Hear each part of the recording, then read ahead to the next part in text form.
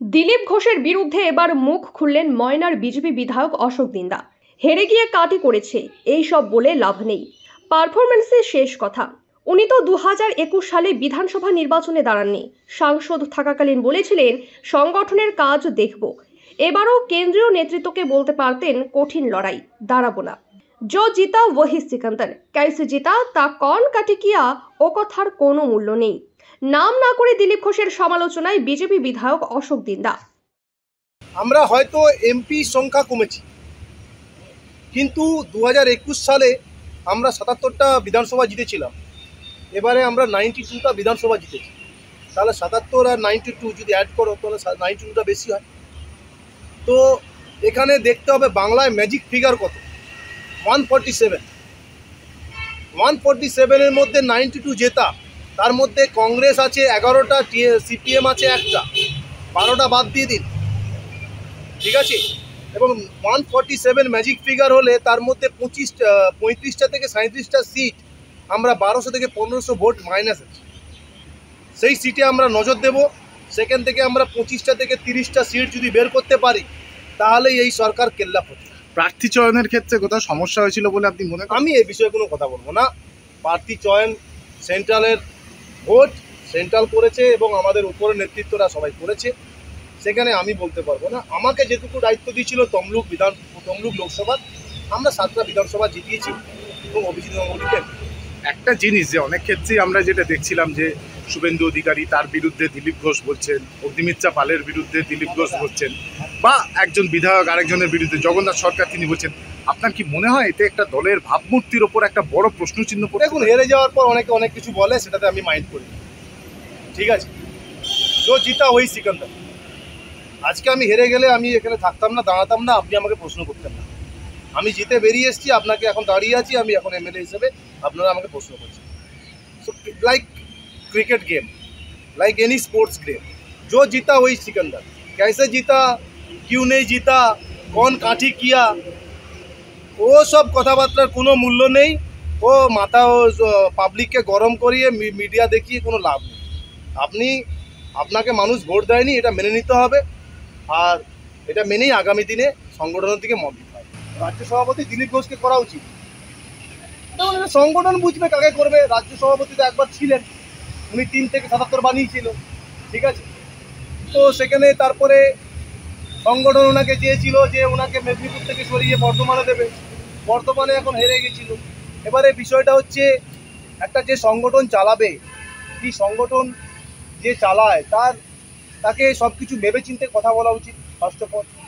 এবং তার হাতে গুরু দায়িত্ব থাকে। পশ্চিমবাংলার মতো এত বড় একটা স্টেট, যেখানে 42টা লোকসভা, বৃহত্তম একটা রাজ্য, সেখানে আগামী দিনে পশ্চিমবাংলাতে বিজেপিকে আসতে হলে সংগঠনকে সেরকম লোককে দিতে হবে যে লোকটার হাত ধরে এখানে বাংলায় বিজেপি আসে।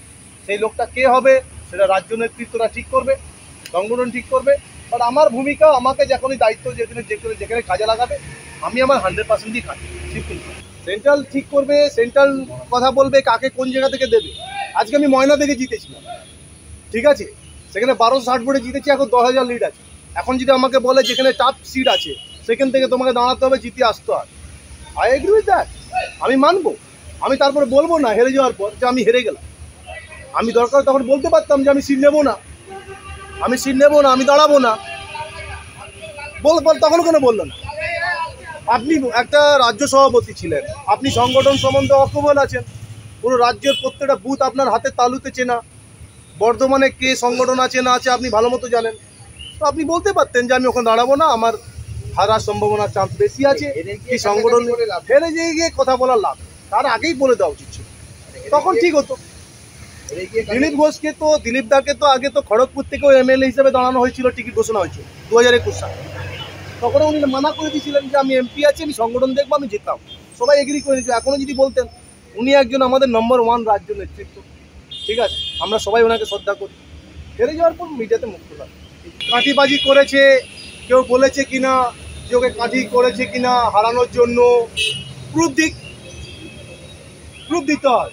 আমি খেলোয়াড়, আমি যদি বলি আমি ইডেন গার্ডেন্স ছাড়া খেলবো না, আমি ইডেন গার্ডেন্সেই পারফরমেন্স করব, আমি আর ওই যাদবপুরে গিয়ে পারফরমেন্স করতে পারবো না, তাহলে আমি কিসের প্লেয়ার হলাম? আমি প্লেয়ার, আমি সব জায়গায় পারফরমেন্স করব, দ্যাট ইজ দ্য সিস্টেম। আজকে বাংলাতে 21-এর পর থেকে যে সন্ত্রাস হয়েছিল, তারপর থেকে আমি মনে করি যে বিজেপি যদি থাকে সেটা শুভেন্দু অধিকারীর জন্যই আছে। যেটুকু বিজেপি উঠেছিল, যেটুকু বিজেপি চাঙ্গা হয়েছে, সংগঠন চাঙ্গা হয়েছে, শুভেন্দু অধিকারী আছে। কিন্তু এই যে দিলীপ ঘোষ বলছে কাকে নিয়ে ঘুরে বেড়াচ্ছে, উনি তো বরাবরই ডান্ডা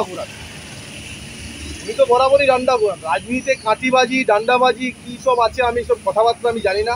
বাট পশ্চিমবাংলাতে আমরা জেতার জন্য, একটা বুথ জেতার জন্য আমরা মরি না, আমরা ফাইট করি। আমাদের কর্মী মরছে, আমাদের পার্টির কর্মীরা জেল খাটছে, মিথ্যা কেসে জর্জরিত, পুলিশ দিনের পর দিন তাদেরকে নির্যাতন করছে।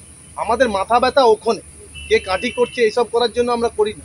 রাজনীতিতে এসছি আমরা এখানে কিছু পশ্চিমবাংলা ভালো করার জন্য, এবং পশ্চিমবাংলাতে বিজেপি আনা দরকার আছে, ডবল ইঞ্জিন সরকার আনা দরকার আছে। সেই কারণে আমরা মরিয়া। সংগঠন তার সংগঠন জায়গা দেবে, কে রাজ্য সভাপতি হবে, কে যুব প্রেসিডেন্ট হবে, কে সেক্রেটারি হবে, এটা সেন্ট্রাল নেতৃত্ব আছে, তারা ঠিক করবে, তারা অবজারভেশন করছে। এইরকম মিডিয়াতে উল্টোপাল্টা কথা বলে কিছু হয় না। একটা ক্রিকেটিং ভাষাতে আছে, যে পারফরমেন্স করবে সেই আগে যাবে।